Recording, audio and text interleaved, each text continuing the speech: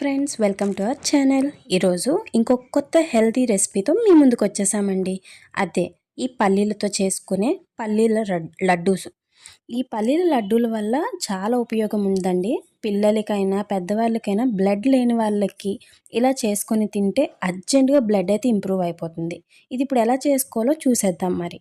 ఇప్పుడైతే మొదటిగా పల్లీలు తీసుకుందాం. అదే అండి, శనగ పలుకులు తీసుకొని చక్కగా ఇలా దూరగా వేయించుకొని తొక్క తీసుకోవాలండి.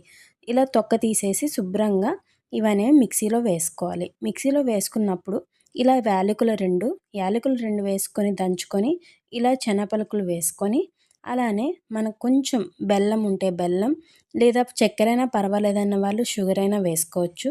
మేమైతే పిల్లలు పెద్దలు అందరికీ యూజ్ అయ్యేలా పట్టిక బెల్లం రెండు మిక్స్ చేసుకొని వేసుకుంటున్నాము. మీ స్వీట్నెస్కి సరిపడా వేసుకొని చక్కగా మంచిగా అన్నీ మిక్స్ అయ్యేలా గ్రైండ్ చేసుకొని కొంచెం పల్లీలు సపరేట్గా ఉంచుకొని అలా చిన్న చిన్న పల్లీలు అయితే మధ్యలో ఉంచుకొని ఇలా అయితే మిక్స్ వేయించుకోవాలి. తర్వాత 3 స్పూన్లు నెయ్యి వేసుకొని చక్కగా బెల్లం అన్నీ కరిగేటట్టు కలుపుకోవాలి.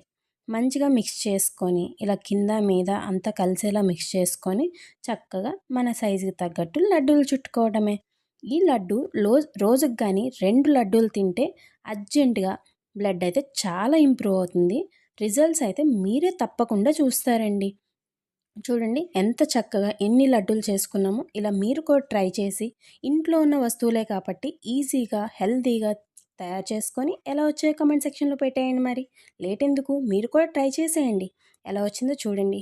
లైక్, షేర్, సబ్స్క్రైబ్ ప్లీజ్ అండి. Bye bye. నెక్స్ట్ వీడియోతో చూద్దాం.